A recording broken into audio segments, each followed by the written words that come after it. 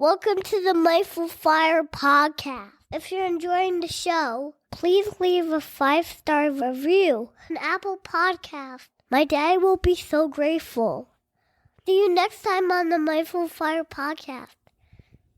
Welcome, and thank you for joining me on another episode of the Mindful Fire podcast. I hope you're doing well. Before I jump into today's episode, I just wanted to share a quick update. If you've been listening to the podcast for a while, you've probably noticed that I haven't posted too many new episodes recently. That's because I've been on sabbatical. I was fortunate enough to get approved for 3 months off of work, and as I was preparing to take this time off, I really thought about how I wanted to use this time. In the past, I would have just used this time for more work and hustling on things like the podcast or other projects. This time, I really wanted to take a step back and think about how do I really want to use this time? I had been thinking about this time off for years and really realizing that I needed a true break. So as I thought about this more, I decided to focus on 3 words: rest, play, and connect. If you joined me on episode 54 of the podcast with my friend Julia Lee, where she shared about her sabbatical, you heard us discuss how she approached rest as a practice. As I thought more about my own time off, I really wanted to bring this mindset of practicing rest into my days. And so that's what I did. I decided to focus my sabbatical on 3 words: rest, play, and connect. So especially at the beginning, I decided to prioritize practicing rest.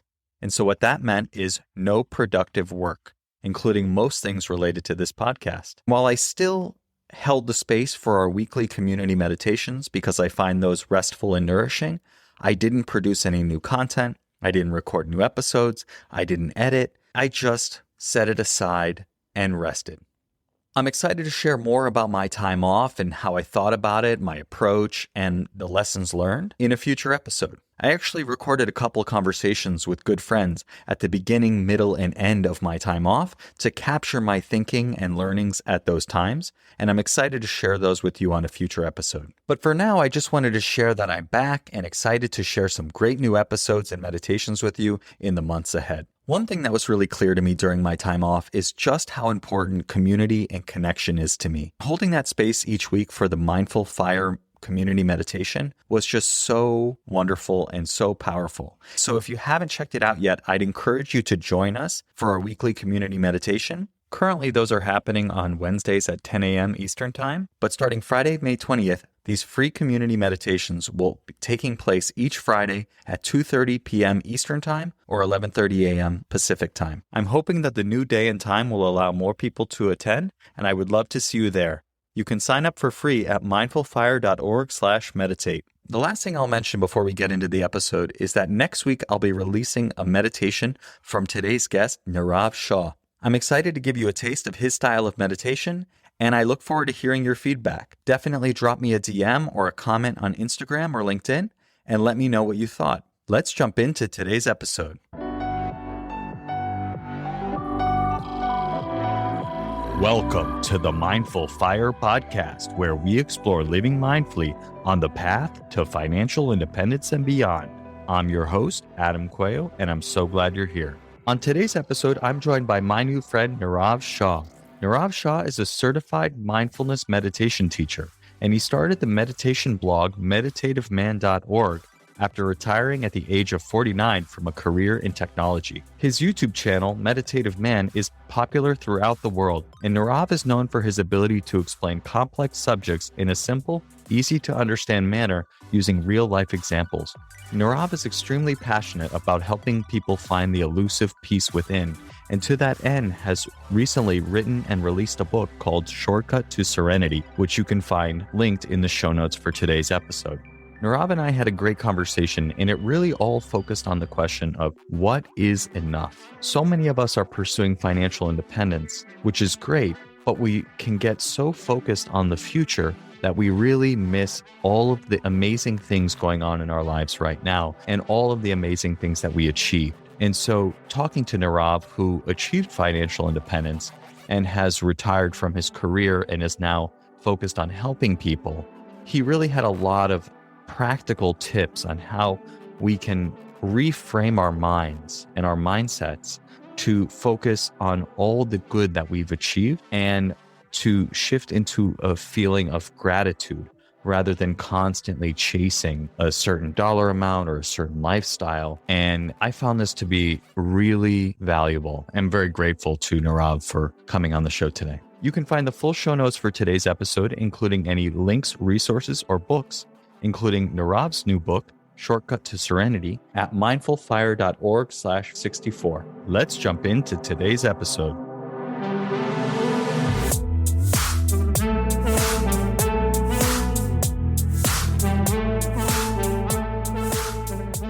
Nirav, welcome to the Mindful Fire podcast. I'm so glad to have you here. Thanks for having me, Adam. I'm excited and looking forward to it. So I'd love to have you start by sharing with our audience a little bit about who you are, your journey, and what you're up to these days. My name is Nirav Shah, and I wrote a book called Shortcut to Serenity recently.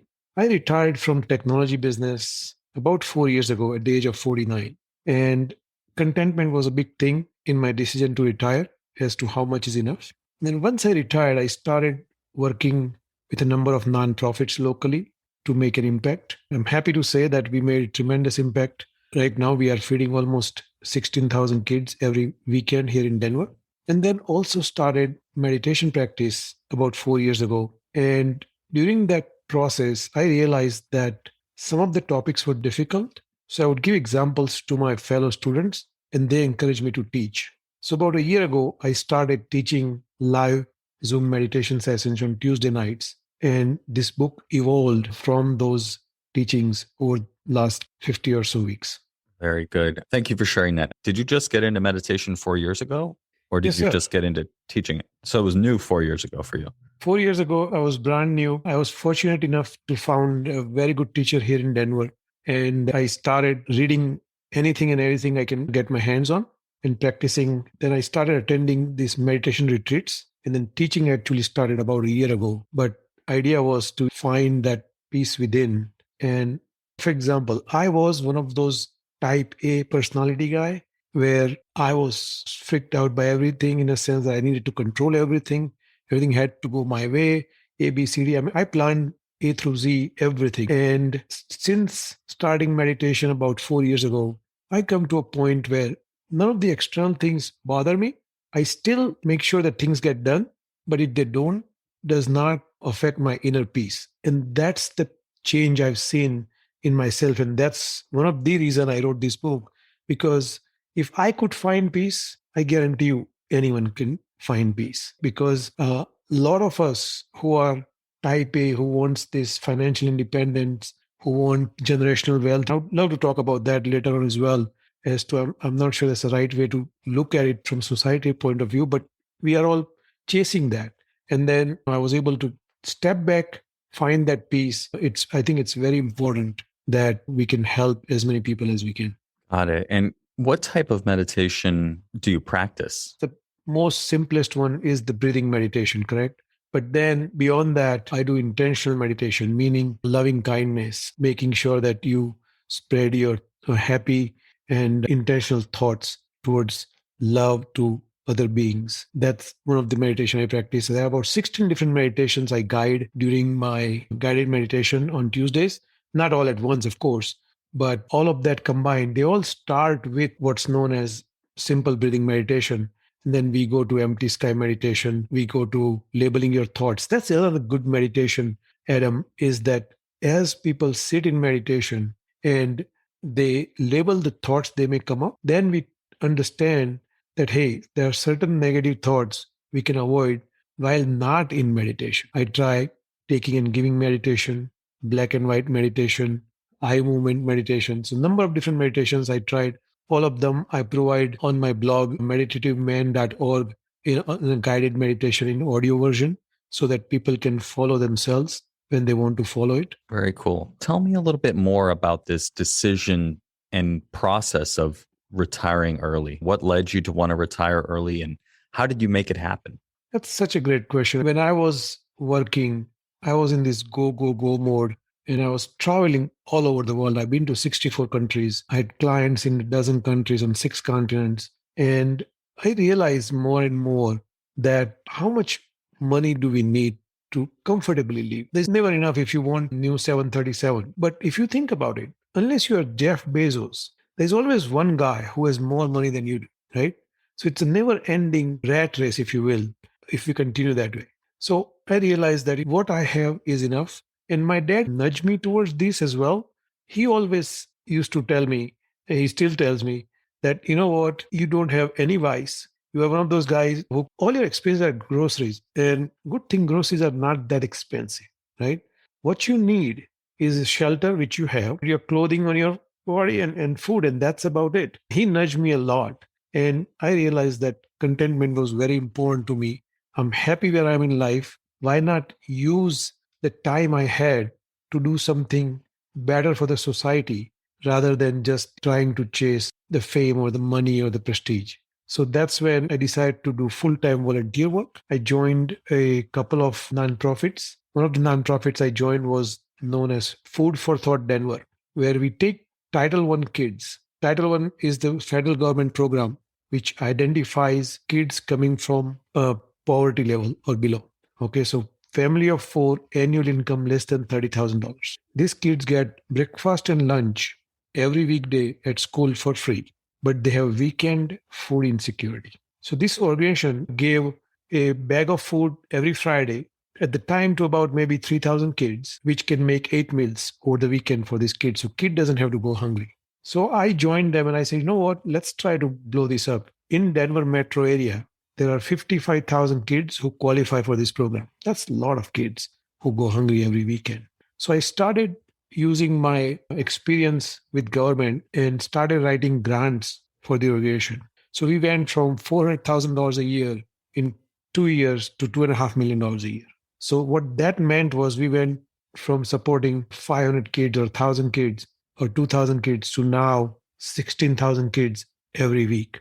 That means that almost 40% of Denver's childhood hunger, this organization is able to reduce. And that is more satisfying than any money you may chase, right? So that was number one thing which kind of drove me towards that retirement process is contentment. I think you and I talked briefly about this Mexican fisherman story. And I'll just say this again for audience sake, is that there's this Wall Street executive who went to Mexico in a small town for a vacation.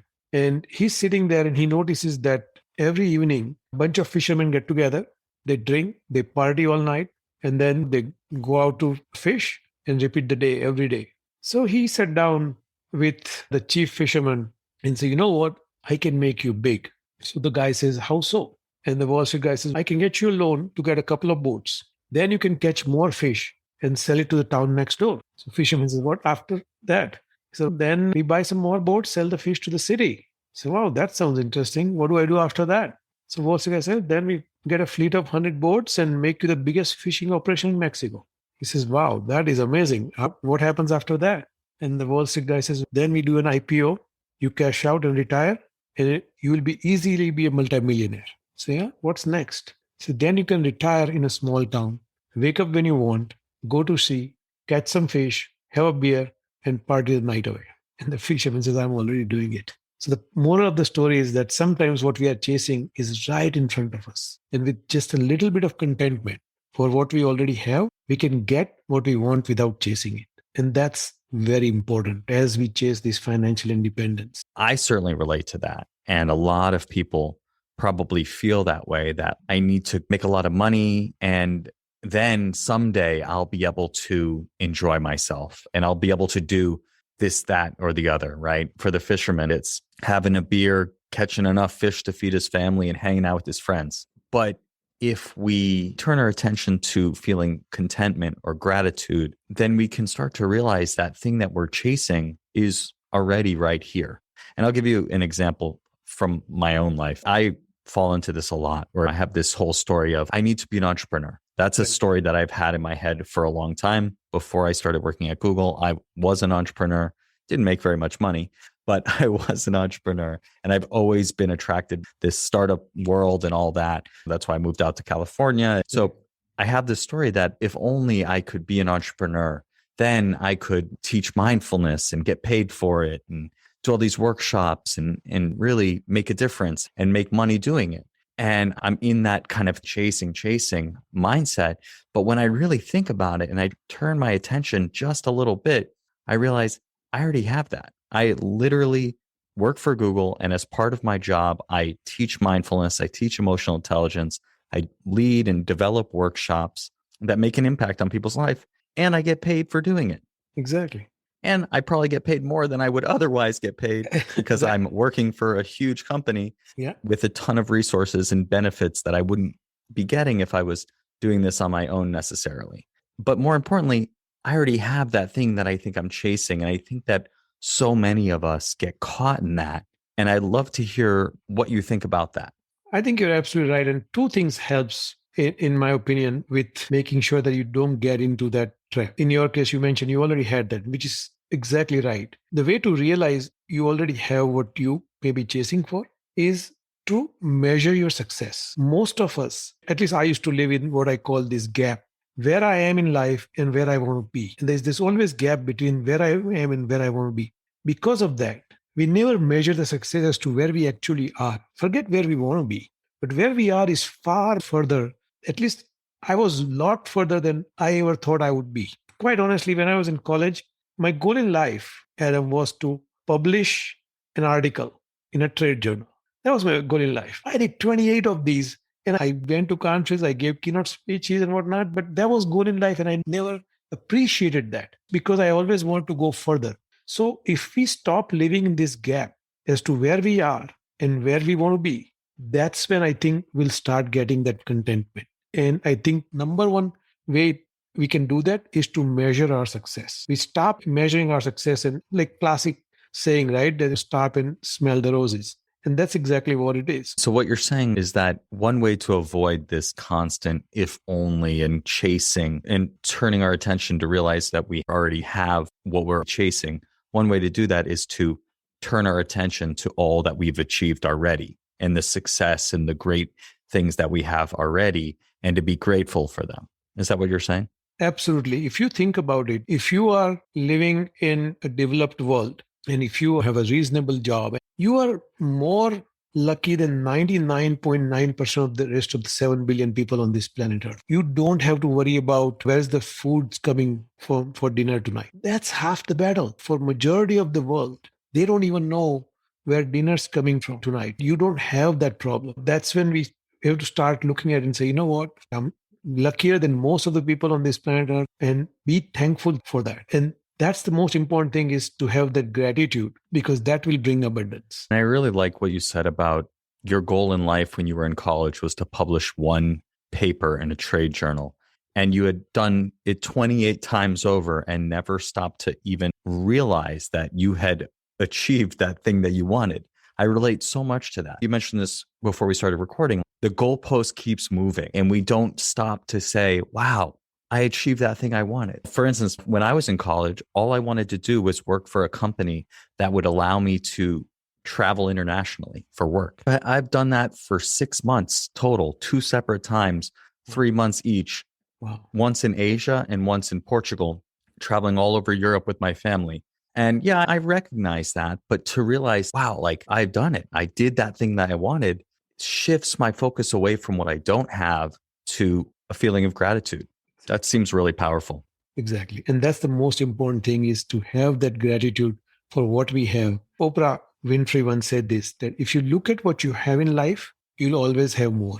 If you look at what you don't have in life, you'll never have enough. Such a powerful statement. Another thing that helps is this simple statement I have, which goes like, I have everything I need at this moment. Universe gives us what we need at the time we need it. So I have everything I need at this moment. If we keep that in mind, then life just works out and we are not chasing things.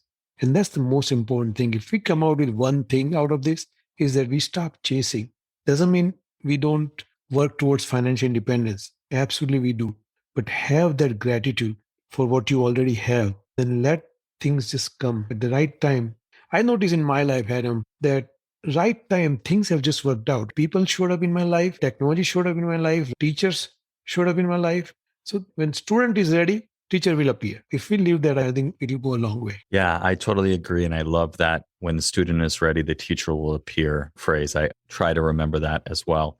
Often in the not being too preachy with meditation realm, because I've tried to get my family into it a long time ago. And I had to remind myself that when they're ready, I'm here. One thing I'd love to ask you, I'm curious, letting things come, appreciating where we are. I have everything I need right now. How does that jive with pursuing goals and growing and trying to build something? So pursuing goals doesn't have to be only about making money, right? That's the first thing we have to understand is that there is more to life than money. When I retired, I didn't lose my goals. I didn't stop working. In fact, my wife says this all the time that I'm more busy right now than I was 5 years ago when I was working, right? Because now, for example, the two nonprofits I joined, one of them, if I may give a quick plug, foodforthoughtdenver.org, amazing work. Like I said, 16,000 kids every weekend removing weekend childhood hunger. Seeing them go from 4,000 kids to 16,000 kids in a matter of 2 years, going from $500,000 to $2.5 million in budget. And by the way, this is a 100% volunteer organization. Not a single person gets paid in this organization, 4,000 volunteers. So the goals don't have to be about making money. Success doesn't have to be just measured by how much money you have. The biggest success, in my opinion, is to how you spend your time with your friends and family, for example. I was lucky enough in my business that when my kids were growing up, I spent a lot of time with them. But last week, I was talking to a friend of mine, and he's after this financial independence, if you will. And we started talking, and I said, amount of money you have already, just look back. Why not spend time with your kids? Because he mentioned something. He said, I have a 2.5-year daughter, and for her, I might not even exist. He says, she doesn't know I'm here. She's attached to her mom. And I said, how much time do you spend with her? Maybe 10 minutes after dinner every night. And this guy, he works from home. So I said, how about this? He says she comes from daycare back home at 4 o'clock every day. And then his mother-in-law takes care of the daughter from 4 to 6 until his wife comes home. I said, why don't you give your mother-in-law a break? 4 to 6, 2 hours, spend with your daughter every day. If you have more work, you can do it after she goes to sleep. The point is the success can be measured in a lot more different ways than just making money. Does not mean we have to let go of the goals. Does not mean that we just sit around and wait for things to happen. We still make things happen, but in a different arena. And another thing is, when you start being generous, it opens up a lot more doors than you ever thought possible. I was talking to this other guy 2 weeks ago. This guy, he's a millionaire on his own. And I said, what are you doing for the society at large? And he says, I still want to make some more money. I have this number in my head. And once I reach there, I'm going to start a foundation. And I said, listen, you already are a multimillionaire. Why not start helping today? It doesn't have to be in money if you don't want to. You can give your talents. And that's the other piece we are missing, that with success come responsibility. And one way to show that responsibility is be generous with our time and our resources. How did you know what was enough? How did you decide I'm ready to make this jump to not working? That's a perfect question, Adam. And it didn't happen overnight. It was a 10-year process in the making, if you will. About 15 years ago, I attended a coaching program called Strategic Coach. A guy from Toronto started that. And we used to meet 4 times a year. And he taught a number of things. But one thing he taught, which kind of ingrained in me, was this process called free days, focus days, and buffer days. And what he was preaching is on a free day, 24-hour period from midnight to midnight, you don't do any work. You don't check your emails. You don't check your voicemail. Completely work free. It really ingrained in me. And at a time, I used to take 150 free days a year. Now, that sounds like a lot. But if you think about it, you have 104 weekend days and you have about 10 holidays. So you are already at 114 if you truly honor those free days. Problem with technology-driven employment right now is that people are scheduling meetings routinely on a Saturday. That's just wrong on so many levels. So when we have those free days, it opens up a lot of things in us. It allows us to spend time with our kids. Give you an example. My boy was 7 years old and someone called on a Saturday and he picks up the phone and he says, what is this about? And the guy started talking something. And he says, you know what? My dad doesn't do business on Saturdays. And he just hung up. 7-year-old kid, he figured out that, hey, dad doesn't do work on Saturdays. So it started that. And then it became a process. Last 5-6 years before I retired, I started working maybe 10 hours a week, then 4 hours a week. So it was not flipping the switch overnight. it was over a period of 10 years or so to get there. So it wasn't easy, I guess, what I'm trying to tell you. That's interesting and makes a lot of sense, especially having a fairly long career, not the traditional 40 something years of working, but still a good long career. Absolutely. And probably a lot of your identity tied up in it. So just to switch overnight is tricky, would probably be a different result.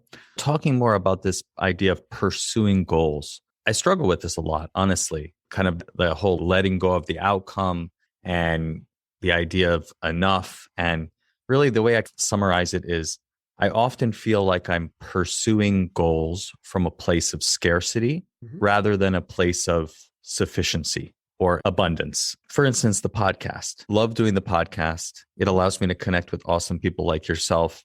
But I use the podcast statistics of how many people download as like a measure of self-worth and like needing to grow this to something big. So it's not even about money necessarily, right? This is a hobby. This is ideally at some point, maybe you'll earn some income to cover its own expenses would be nice, but it's more of a something to do to learn and grow and connect and potentially set me up to teach mindfulness and do workshops for other organizations down the road.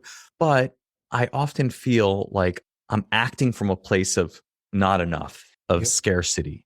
Maybe taking your advice on looking at how much I've achieved already, just having started this about a year ago and having already reached 4,200 downloads and reached a lot of people and gotten a lot of good feedback. I feel like it's easier said than done to operate from a place of sufficiency. What are your thoughts? I struggle with this. It is easier said than done, and we all struggle with that. One thing which helps is a formal gratitude practice. A guy named Lee Brower, he's out of Utah. He used to be my coach. He started gratitude practice, gratitude attitude, he called it. And this guy, every morning when he got ready, he would put this gratitude rock in his pocket.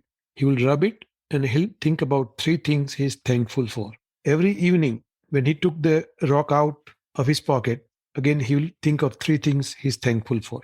And every meeting we had, he started with this gratitude practice where everyone in the meeting will start with, think of 1 thing you are thankful for that happened in your life in last 1 week. Then once you identify that, think about why you are thankful.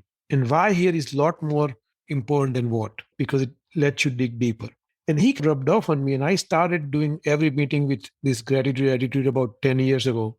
And that allows you to stay in that abundance mindset as opposed to the scarcity mindset. So if you develop this gratitude practice, it takes 21 days to make a habit. So if you develop for 21 days, make sure, and we used to do this on a dinner table, Adam, quite frankly, when my kids were young, we'll sit down and we'll say 1 thing you're thankful for and why before we had dinner. And my kids were young, so they would say, I'm thankful for Mama. She made dinner for me. It started there. And we will say, okay, let's get it a little bit deeper than that. But that really helps to develop that gratitude practice, because then it keeps you in that abundance mindset rather than keeping you in that scarcity mindset. I'd love to dive into this idea of enough a little bit more, Nirav.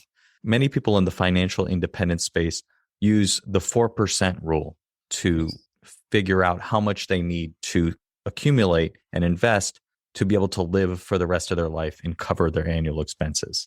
If you're hearing about this for the first time, the 4% rule basically says, take your annual expenses, multiply by 25, and then you can live off 4% of your money, and assumes that your investments will grow at greater than 4% per year and will replenish the money that you're living off of.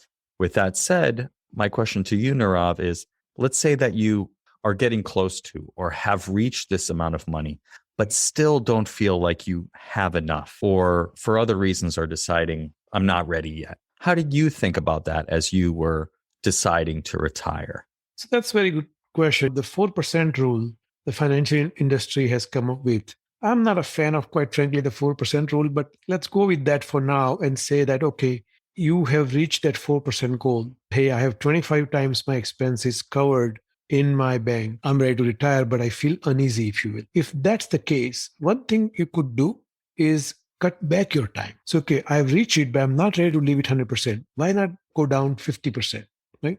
Nothing says that retirement has to be an on and off switch. If we kind of phase in the retirement It's similar to when you invest in some stock. Sometimes you leg in, right? You buy third of your position today, third maybe month from today, third maybe another month from today. Similarly, if we leg in our retirement and say, okay, I'm going to cut down instead of working 40 hours a week, I'm going to stop to 20 hours a week because I have what I think I need, but I'm just not sure. That also gives us time to figure out what to do in retirement. Because if you're going to just sit around in retirement, you might as well not retire.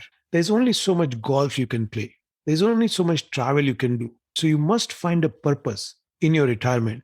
That's one thing people are missing, because when they are going after this financial independence, they have not thought through what's the purpose once you reach the retirement. So if you leg in, maybe it gives you time to develop that purpose. Yeah, that makes a ton of sense. And that's really what this podcast is all about for me. It's figure out, what do I want to do after I retire early? Talking to people who teach meditation, is that something I want to do? Podcasting, is that something I want to do? And so I really love the idea of starting now, starting to figure out and build that purpose, ideally into your day-to-day job, but also on the side. If what you're doing for a living isn't your purpose, you can still build it on the side. Now I'm curious, what are your thoughts on the 4% rule? See, 4% rule works if someone has certain amount of money and the right advice and whatnot, but it also depends on your risk profile. For example, I'm a risk-averse guy. I don't do stock market. So 4% rule works if you are in a stock market, if you have a certain risk profile. But if you are a conservative person, then you may need 5%. If you are someone who actually may need a lot less, let's say you own a couple of apartments which you rent out, and that income is sufficient. Maybe it's only 1%, but it still works because that income is sufficient. So you don't need always 25 times your expense. 10 times may be okay if the income is coming from a source which you think is valid and reasonable. Yeah, that makes sense. If you have real estate properties that are producing income, or you have a side hustle that is producing income, or other investments that are producing income, then yeah, you don't necessarily need to have the full 4%. Exactly. Or you don't necessarily need to have 25 times in hard assets. Okay, I think that's great advice. What I'm really hearing with all of this is it's a practice. Just like meditation is a practice, practicing gratitude or measuring your successes, as you called it, really taking in the good of what you've achieved. Doing that more and more will train you to see the good. We all have a negativity bias. We've evolved to scan our environment for threats, to notice the bad things more easily than the good things, because that's what kept our ancestors alive. But we can train ourselves to spot the good. And it sounds like those are some really good ways to do that. Absolutely. And another thing is, you mentioned practice, right? So someone asked me this. He says, what's the point of meditation practice? Is it to find that 5 minutes of peace? And you can extend that to any practice, right? What's the point of gratitude practice? Is it to be thankful for at that moment? And my answer always has been that the focus of the practice is not the practice itself. We don't practice just to practice. For example, if you want to climb, Mount Kilimanjaro, you want to go to Tanzania and climb that, you'll start practicing, right? You'll start running, then you'll maybe come to Colorado or Utah, go up the mountains, make sure you can handle the elevation. You can walk 5-10 miles uphill every day. But all that practice is not to practice. All that practice so that you can one day go to Mount Kilimanjaro and actually climb it. So practice of the practice is never the practice. I know it sounds a little bit insane, but point is that 5 minutes of meditation practice we do, or 15 minutes or 30 minutes every day, so that it prepares us so that we are mindful during that remaining 23 and a half hours, and try to remove that negativity bias that you so eloquently put. And it's the same thing about everything. All those practices hopefully makes us better human being, helps us make better decisions, and stay mindful throughout the day, as opposed to just during that 5 minutes of gratitude practice or 30 minutes of meditation practice or whatnot. Yeah, I totally resonate with that. We don't practice meditation to become better meditators. We practice meditation to be better at life. And so that certainly can apply to any practice that we do. It sounds to me like what you are focused on in your retirement is really giving back to others and sharing your gifts with others to improve people's lives. And you mentioned earlier the idea of not waiting to be generous with your money, your time, your talents Tell me a little bit more about how you think about that and the power of starting that process of being more generous now rather than waiting, say, till you reach financial independence or you hit that dollar amount, whatever that may be, to quote unquote retire early. Because I think a lot of people do feel that way. They're like hyper focused on trying to reach that financial independence number. And even if the goalpost isn't constantly moving like we've been talking about, I think that a lot of us might be missing out on some of the benefits of helping others and being generous with our resources now. That's such a great question, Adam, because have you ever noticed that when you do a good deed, something good happens to you, right? So why wait for something good happen to us? We already are a generous nation. But if you think about it, forget about money, for example. Let's say you have a goal in mind, you have that number you need to reach. And whatever that number may be for you, I'm sure you are closer than where you were before. May not be as fast as you want to, but it's still moving in the right direction. And as long as moving in the right direction, you are making progress. While you are doing that, if we look at society around us, there are people who are not less fortunate than you and I are. And we must try to figure out how to help them. If you're not ready to help them with money, that's okay. You have time, you have talent. Every week, just give 1 hour of your time to an organization of your choice. That's all. 1 hour of your time. I'm sure you can carve out 1 hour to help someone who needs this lot more than you do. And that's a start. That's a huge start because then you are trying to be generous. I think I mentioned this. We are the most giving nation on planet Earth. According to the Giving Institute, we give away $500 billion a year. That's a lot of money. But when you start that generosity, when you start giving back, a few things happen. Number one, it diminishes your ego. When you give, ego goes down, which is a huge thing in terms of being mindful and having intentional results. The other thing is that in 2013, Simon Fraser University, they did a study on generosity. Interesting, they found that people who are generous tend to have lower blood pressure and other health benefits. So if it's not for anything else, just do it for your health. John Templeton Foundation did another research, and they found that generous people tend to be happier, and the happier people tend to be generous. So it creates its own echo chamber, if you will. And that's why it's important not to wait until someday, but go ahead and do what you can. Like I said, if you're not ready to part with your money, perfectly okay. Just start giving back 1 hour a week to an organization of your choice, cause of your choice. It will make a tremendous difference. It's really got me thinking. It really does. And thinking about the work that I do within Google, the most meaningful and purposeful stuff that I do is the mindfulness work, teaching people about mindfulness, teaching people emotional intelligence. And it's giving back in a way. Like I don't have to do that. I don't get paid extra to do that, but it feels good. It stretches me. It is me giving my time and talents to make people around me better and extending that feeling by doing more outside of Google and making an impact in those ways, even financially. I had a guy named JG Larochette on the podcast on episode 35. He teaches mindfulness to kids in schools in the East Bay in California, in the Bay Area. And I think now they're doing like 33 schools and 13,000 kids. I was so moved by the work that they were doing that I have been raising money. I was going to be matching up to $500 and having Google match as well. Yeah. And it was one of those things where it's like, yeah, I got to talk to my wife. I don't know. I've never made a commitment like that or given away that much money, honestly. And I still haven't. As of this recording, I have not given the money yet, but I know we've raised a couple $100 and hopefully people will donate more so we can hit that goal. But I think there's just a lot to what you're saying about being generous now. You mentioned that being generous leads to more opportunity. Can you tell me more about that? I always notice, Adam, that when I'm doing good things, first of all, my mood is good. I'm in a good mood when I'm helping people. And that tends to attract positive vibes, if you will. And things just happen. Things fall in place because I'm in a good mood. Maybe I'm just not thinking about that negativity bias you mentioned. Maybe that's what it is. But maybe creates a positivity bias and allows us to look at things which are happening in our life, but when I'm generous, I tend to notice that things are moving in a positive direction. I don't have any research to back that up. It's just a personal anecdotal information. Yeah, maybe you're in a mindset where you're more likely to notice the good because you're already doing good and feeling good.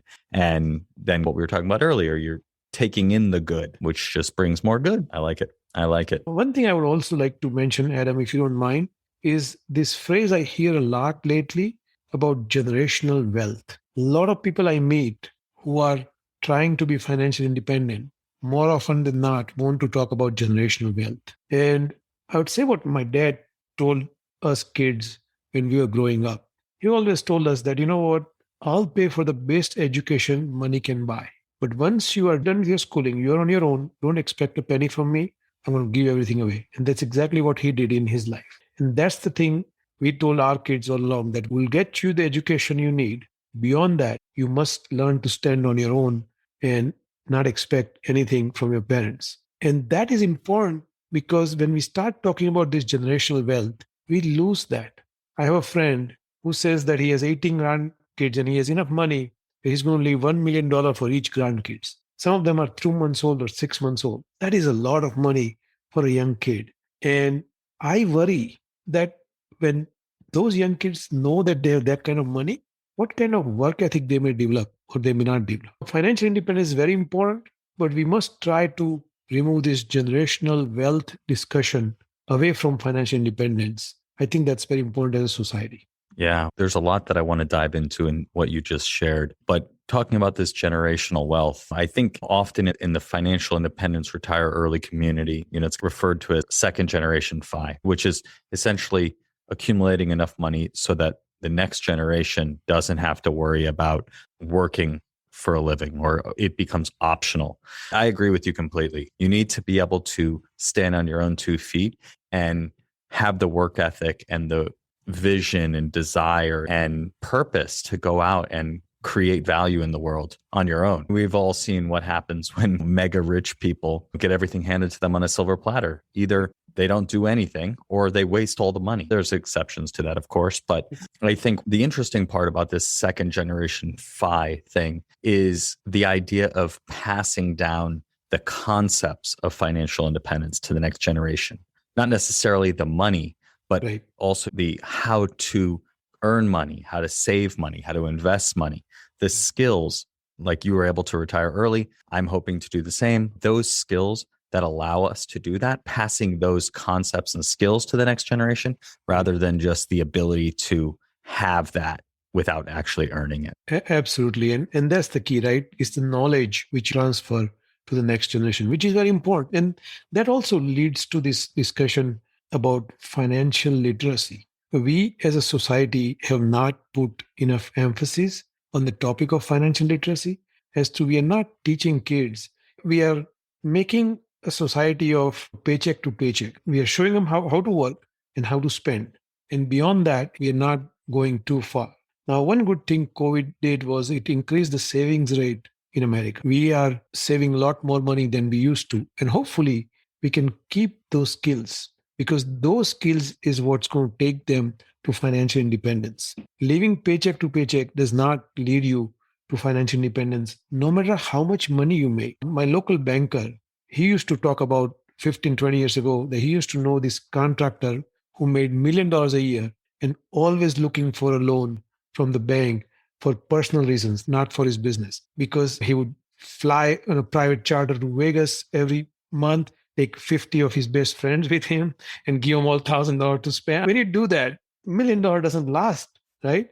So the point is we need to teach financial literacy, because that's what's going to take us to financial independence. And hopefully, with COVID, the savings rate has increased. Hopefully that stays that way. I know there are some foundations. I think Robert Wood Johnson Foundation has a big financial literacy program going on, but it's very important. Yeah, I totally agree. One expression that I like to keep in mind when I think about pursuing financial independence is it's not about how much money you make, it's about how much money you keep. Because just like you said, you could be making $1 million a year, but if you're spending $1 million a year, you have nothing to show for it at the end. And you're constantly living in this very precarious, very insecure place of paycheck to paycheck where any emergency comes up and you either have to go into debt or you're in trouble. That's not a very good way to live. And hopefully, more financial literacy will help more people avoid being in that situation. Certainly, there are difficult situations like you were describing with people living in poverty. I think there's a lot that we need to do to address that. But teaching kids these skills early on will help them immensely throughout their life. And yeah, I know that this big podcast in the financial independence space, Choose FI, wonderful podcast. And I know they have an international foundation that has put together a free K through 12 financial literacy curriculum with a bunch of teachers. Yeah, absolutely. You know? You mentioned something very interesting. You said it's not how much money we make, it's how much money we keep. And that is so important. But unfortunately, our culture, especially the Wall Street culture, where we are putting focus on the top line versus bottom line. Give you an example. When I had my own business, I always measured my success by my net income. My competition always worried about increasing revenue, while I focus on increasing my net income. My net income was 10 times higher than some of my competition. Their revenue was double mine because they didn't focus on bottom line. And that's what happens in Wall Street. We put so much emphasis on growth on the top line that companies are losing billions, are worth $100 billion. It makes zero sense to me, but that's the culture we have developed. Yeah, you're absolutely right. So Nirav, let's switch gears now into what I call the Mindful Fire Final Four. Okay. And the first question is, you have this book coming out, Shortcut to Serenity. Tell me what inspired you to write this book and what impact you're hoping to make with it. Thank you for asking that, Adam. As I talk to more and more people, and I talk to a lot of people who want to be financially independent, and I noticed that in that drive towards financial independence, a lot of them have lost that inner peace. They're constantly anxious. The things go their way, they are anxious. Things don't go their way, they are anxious. So this book is an attempt to help everyone find that elusive inner peace, if you will. As I mentioned in the beginning, I was that guy. I was always on a go type A personality. And if I can find inner peace, I feel like anyone can find inner peace. So one major goal for this book is to change or touch one life.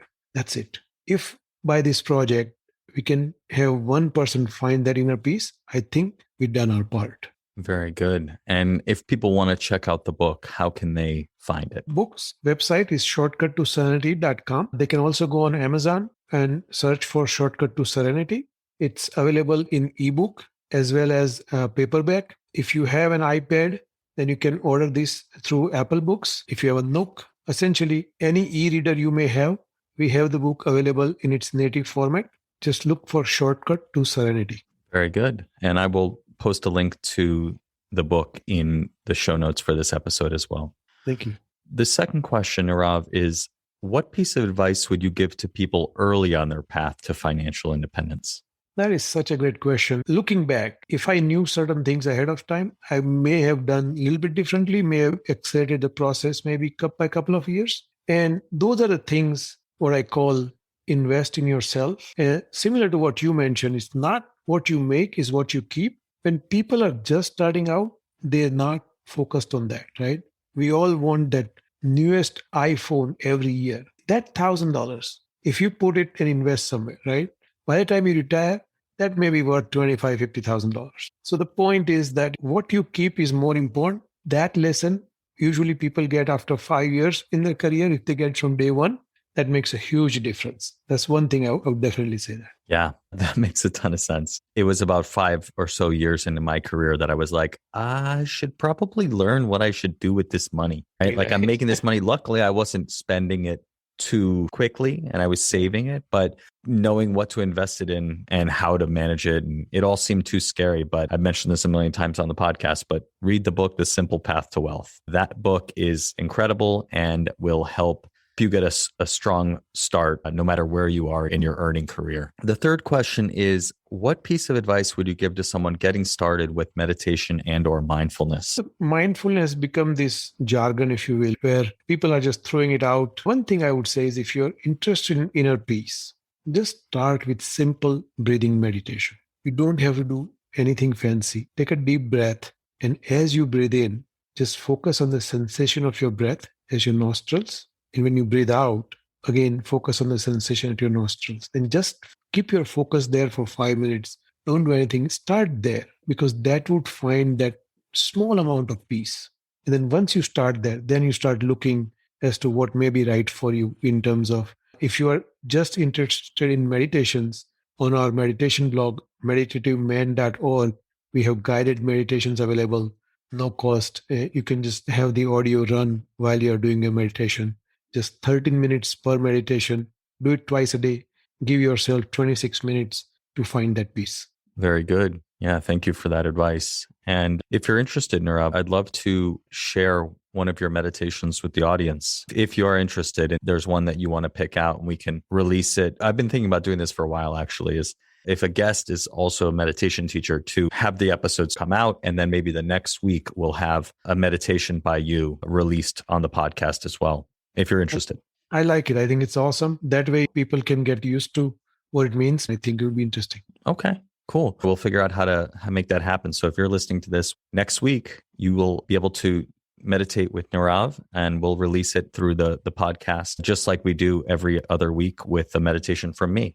So check that out. And the final question, Nirav, is how can people connect with you online and learn more about your work, your book, and what you're up to? It's a wonderful question. I'm on LinkedIn at Nirav Shah Denver handle. I'm also available on my YouTube channel, youtube.com/c/meditativeman, where all my weekly meditation sessions are uploaded every week. If someone is interested in joining a live Zoom session, please email me. It's free. I'll send a Zoom link out at meditatedenver@gmail.com, and I'll be happy to share the Zoom link with them. Very good. I will make sure to include all of that in the show notes. Thank you. Thank you so much, Nirav, for joining me on the show today. I learned a lot. You gave me a lot to think about, and I'm sure the audience feels the same way. So thank you for sharing your time and your wisdom with us. Thank you so very much, and I look forward to getting to know you more. Yeah, likewise. Thanks so much for joining me on today's episode of the Mindful Fire podcast. I hope you enjoyed my conversation with Nirav Shah, the author of Shortcut to Serenity. If you enjoyed today's episode, I invite you to please hit subscribe or follow wherever you're listening to this. This just lets the platforms know you're getting value from the episodes and you want to be here when we produce additional content. And if you're enjoying the podcast, I'd love to ask you to do me one favor, and that's just to take your favorite episode and send it to a friend or two who might get value from listening to it.